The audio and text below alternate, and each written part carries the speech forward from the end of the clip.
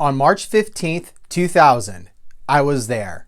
Looking back on it, and looking at the record the Sharks posted in the 1999-2000 season, it was the best season the team had posted at the time. The first season they finished with a winning record. How this season went down just frustrated me. Or maybe it was the string of bad luck I had going to the Shark Tank on a Tuesday night. No joke. With the exception of Boxing Day, my attendance losing streak over the course of 4 months would consist of games being on a Tuesday night. This jinx started in the middle of December. The Sharks would get smoked by a lowly Blackhawks team that fired their coach weeks before the game. It would be, until my wife's birthday in 2019, one of the worst Sharks games I've been to. The day after Christmas, with doomsday lurking, I went with the owners of the restaurant I worked at, along with their family, and watched a boring 1-0 loss to the Mighty Ducks. 1 month later, I would see the Sharks lose to the Avalanche in exciting yet controversial fashion. After a goal in the second period that would have given the Sharks lead was disallowed and Ron Sutter was called for goaltender interference, the Boo Birds would go hard after Patrick Waugh for the rest of the night. Exactly 1 week later, I went to another game where the Sharks lost 1-0, and all I got was this new stuffed shark, plus an autograph from a member of the 1980 United States hockey team. He did something in that Miracle on Ice game. I don't know. Too many good saves.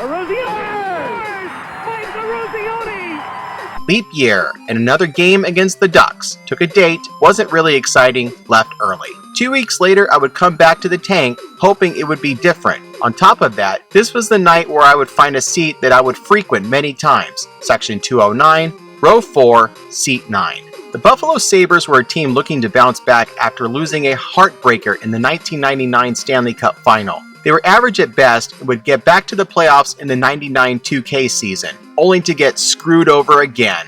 The notable players were ex-Whaler veteran Jeff Sanderson, the evil Miroslav Shatan, an up-and-coming Russian rookie and Maxim Afinogenov. Thanks to a trade with the Blackhawks, I would see Doug Gilmour for the second time that season in a different uniform. Am I leaving anybody out? I think I am, but I'll get to him in a minute. The Sharks, as I mentioned, had a decent season for the most part. Their roster wasn't altered all that much. A few rookies in time would make a name for themselves in the memories of Teal Town fans. Brad Stewart finished second in the Calder Trophy voting for Rookie of the Year. Stewart played in 8 non-consecutive seasons with the Sharks. He would be a piece they shipped up to Boston in 2005 to get someone named Thornton.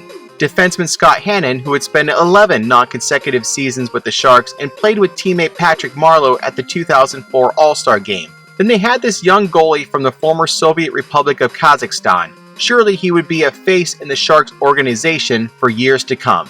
Starting goalie for the Sabres. You might have heard his name somewhere. Allow me to list his many accolades to brag that I got to see this guy in person.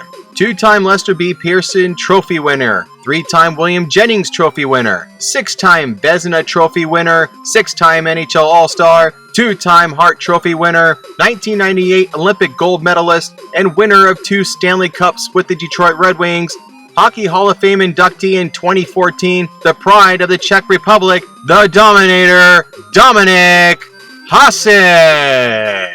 Starting goalie for the Sharks would be a former teammate of the Dominator, Steve Shields. The Sharks got Shields in a trade from Buffalo at the 1998 NHL entry draft. Shields would be the number 1 keeper for the Sharks in the 99 2K season, as Nabokov got some reps, and Mike Vernon, the goalie who was traded to the Sharks from Detroit after winning the Stanley Cup in 1997, was traded to the Florida Panthers before the century ended.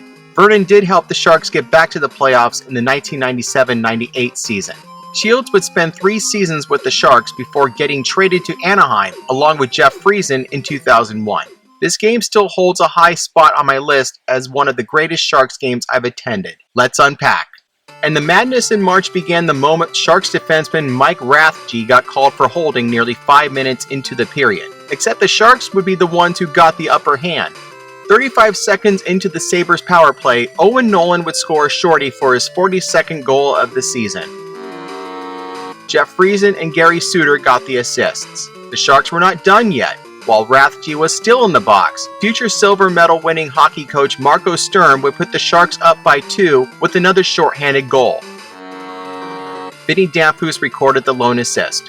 Halfway through the period, the Sabres would find themselves back on the power play after Suter was called for holding. This time they would make the Sharks pay as Gilmour got the Sabres on the board. Afinogenov and Jason Woolley would get the helpers. Literally 8 seconds later, that 2-goal lead the Sharks had, poof. Sanderson would score his 12th goal of the year unassisted. 41 seconds in, the Sabres would take the lead on the strength of Vladimir Siplikov's 11th of the season. Vaclav Barada and the mid-season acquisition from Tampa Bay Chris Gratton got the assists. While the Sabres had some penalty trouble in the second period, the Sharks couldn't find the net, until there was almost 4 minutes left in the period where Alexander Koryaluk, best known by many as Corky, would tie the game. Mike Ricci and Nicholas Sundstrom would be credited with the points. The third period would be when these two teams saved their best for last. Once again, the Sabres would take the lead in the first minute of the period. James Patrick would find the net for his 5th of the season. Gilmore got his second point of the night with an assist, along with the familiar face to Sharks fans 20 years later, Curtis Brown. 8 minutes or so later, the Sabres would add to the lead as Brown scored his 17th of the season. Richard Smelik and Shatan got the helpers. Once again, I was feeling dejected as I knew the Sharks couldn't come back from this. Sure, 3 minutes later they got within 1 goal by Tony Granato, assisted by the two Rons, Sutter and Stern. If the score had held, they'd lose by 1. A for effort, I guess. Then the last minute of regulation came along.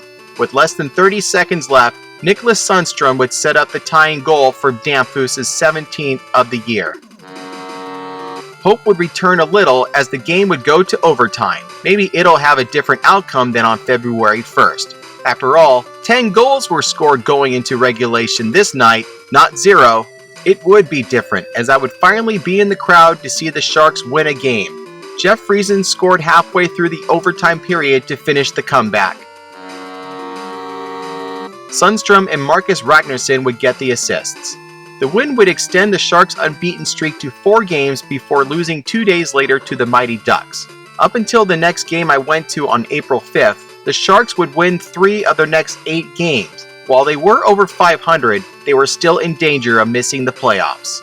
After 4 months and 6 games, I finally got what I came for. A Sharks home win when I was part of a crowd. When I was there on March 15th, 2000.